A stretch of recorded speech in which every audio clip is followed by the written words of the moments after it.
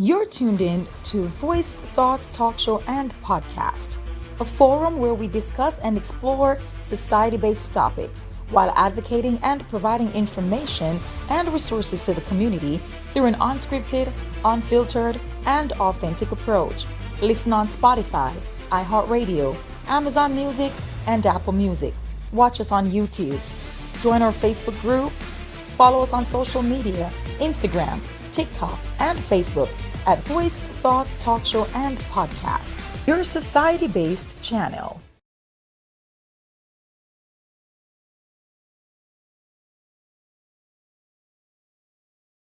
Welcome to another episode of Voice Thoughts Talk Show and Podcast. I'm your host, and my name is Danette Mahabeer-Turner.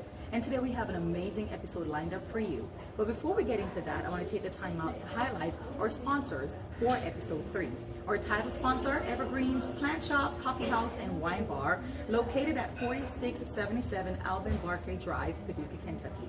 And today they're promoting a special tea, which is a lavender chamomile rooibos. So this tea right here is a cup of floral, sweet, and comforting tea. It's perfect for the fall season. So stop by Evergreen's and get you a can to take home with you for this fall season.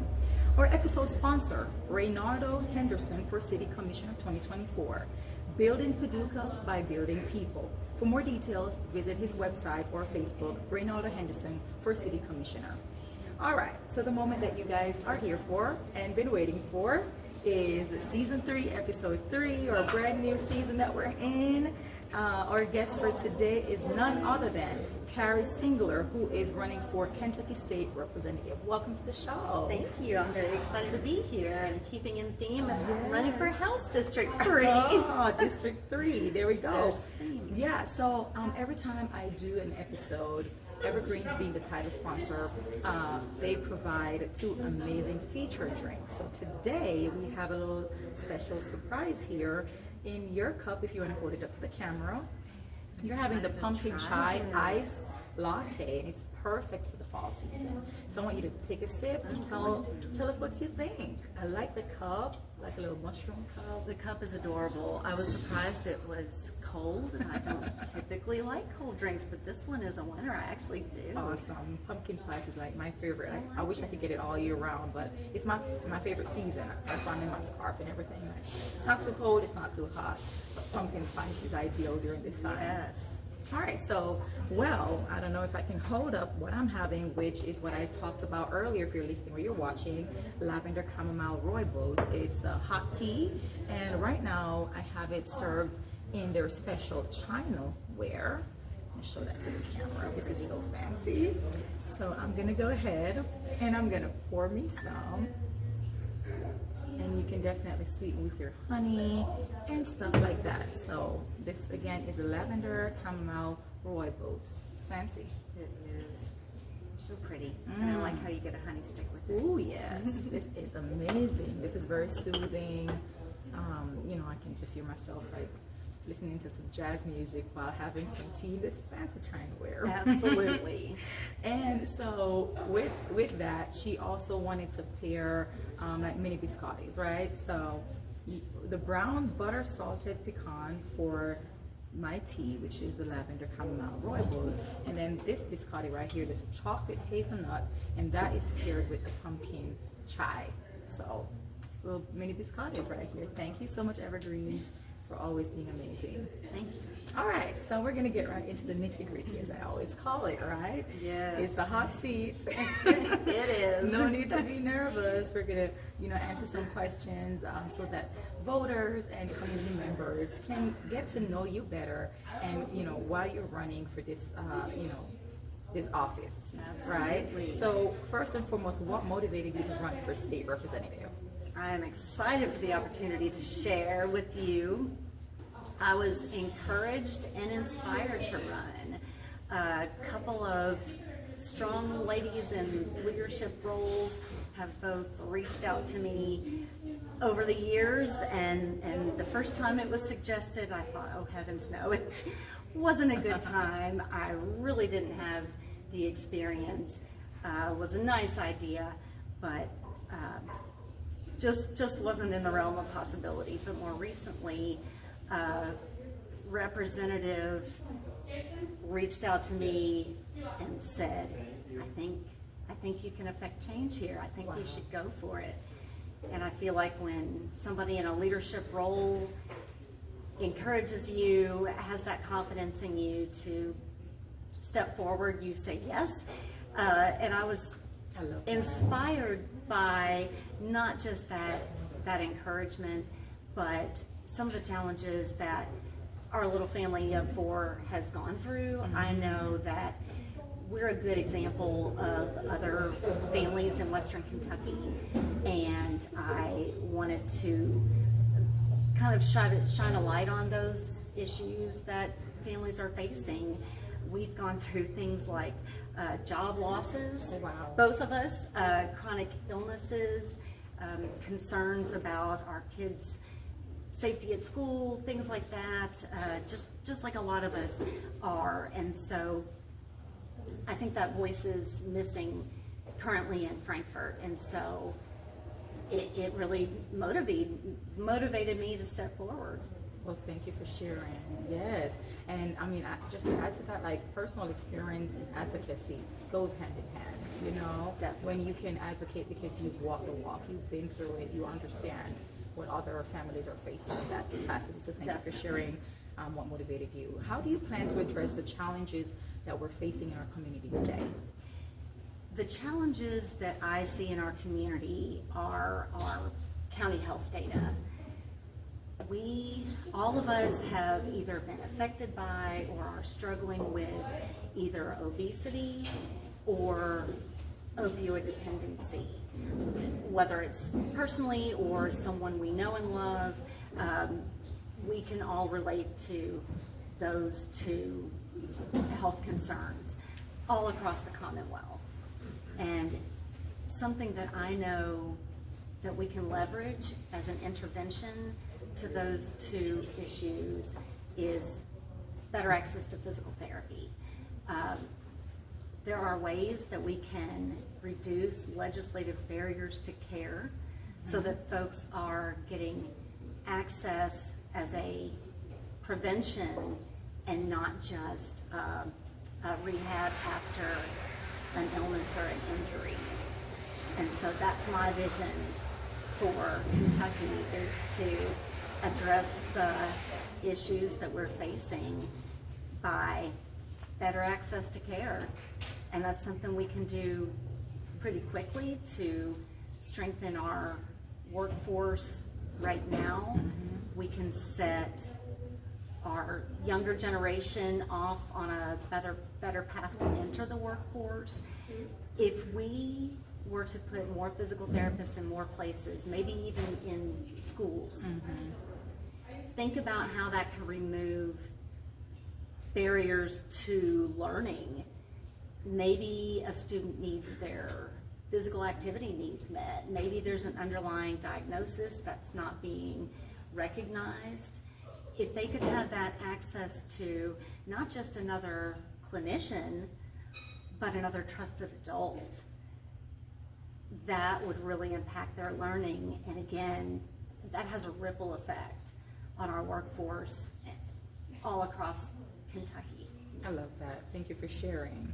All right, so what would you say distinguishes you from your opponent?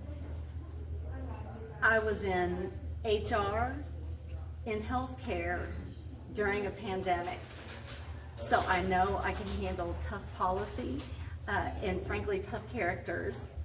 I was the interim vaccine program manager for 120,000 workers, and that included our vendors, our students, our volunteers, any provider that had privileges in any of the hospitals in our system. We all had to follow the vaccination mandate. And I was the one that sat with the Joint Commission surveyor when our hospitals got audited. And it was my responsibility to represent that data and demonstrate that we were compliant with the mandate. A lot of us had really strong opinions one way or the other about that mandate, but one thing we all knew and understood was we had to be compliant with that mandate. And so that was an opportunity where I was able to kind of reach across the aisle, if you will, and work with some leaders across that health system and really come to a consensus and talk about those pathways to compliance that allowed all of us to maintain our integrity while we were following the letter of the law. I love that. And being accountable for that. Awesome.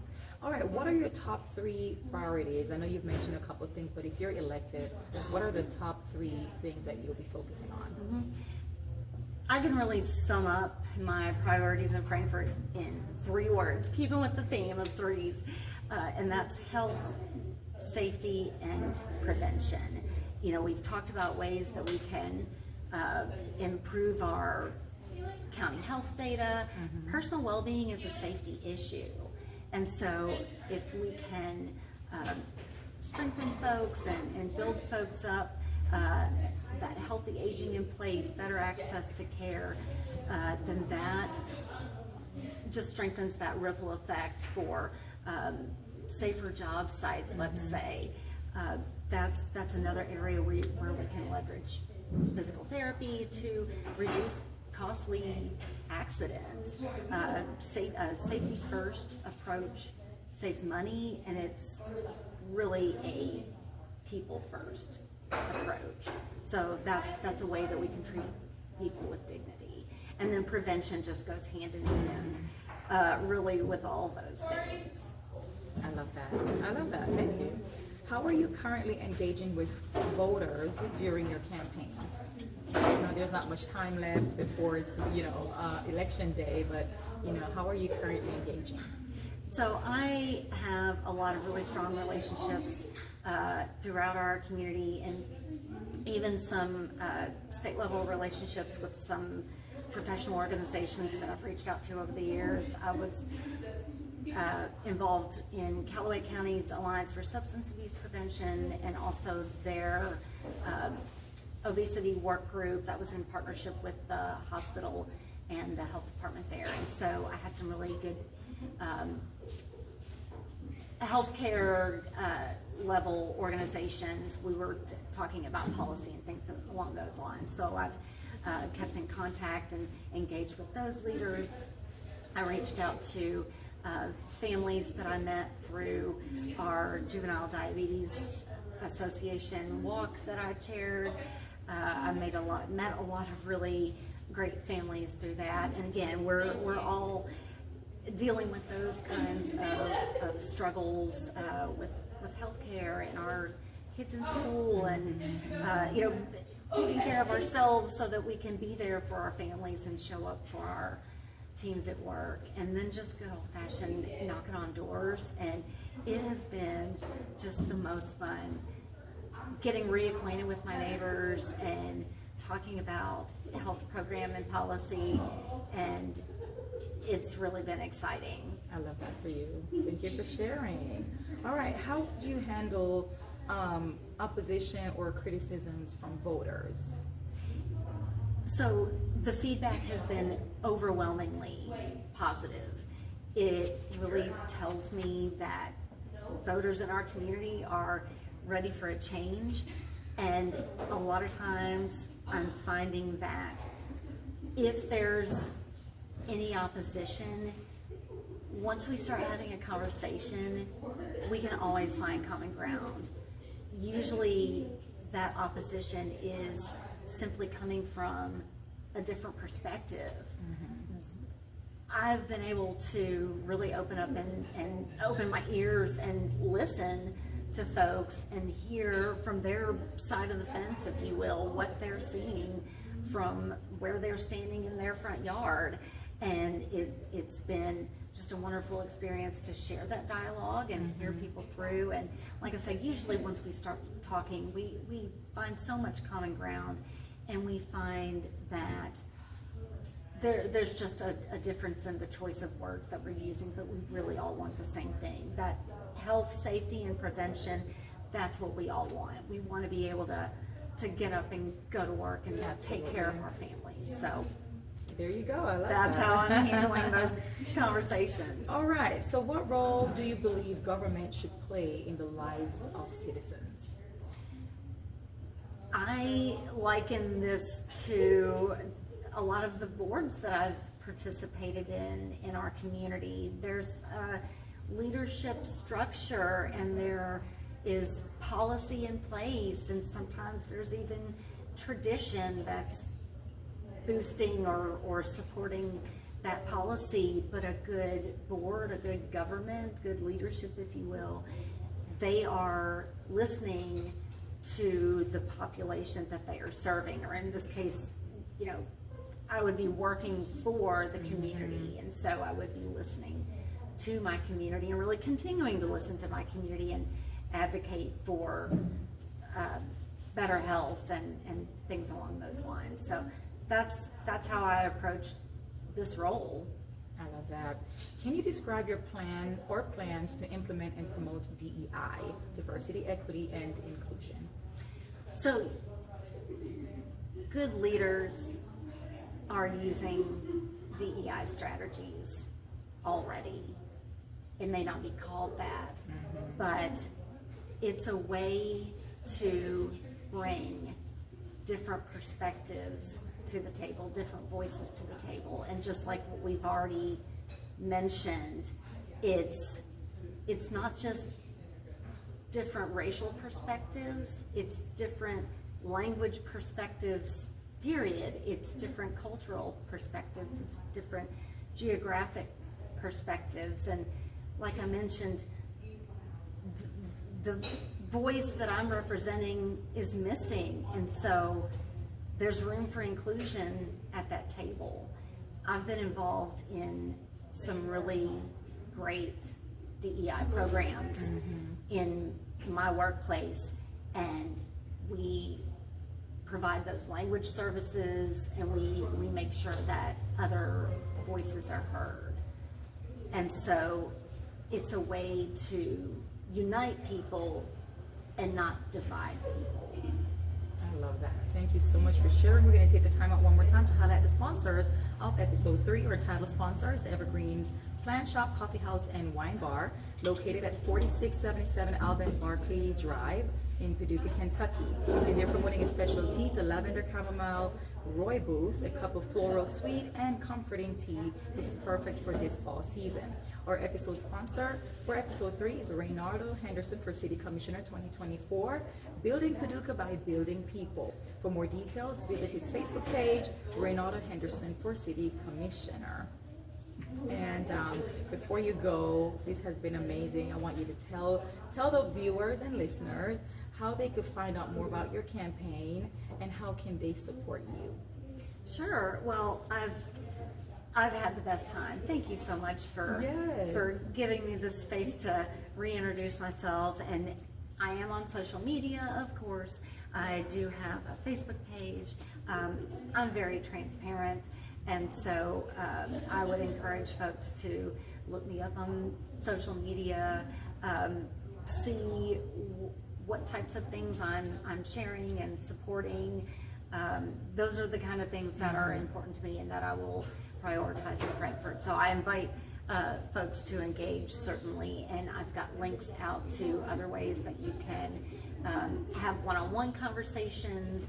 My background is in workplace wellness, so I'm available for those kinds of conversations as well, all politics aside. All politics aside, I love that. Well, we wish you nothing but the best from now till Election Day. And thank you for taking the time out to be here on this platform. Voice Thoughts Talk Show and Podcast is all society-based, and that's right up your alley with what you're doing right here. Definitely. Once again, we've had the pleasure of speaking with our special guest, Carrie Singler, for Kentucky State Representative District 3. That's right. And so I'll just remind everyone, if you're listening or watching, where you can watch and listen to Voice Thoughts Talk Show and Podcast. Subscribe to our YouTube channel to watch. You can listen to us on Spotify, iHeartRadio, Amazon Music, Apple Music.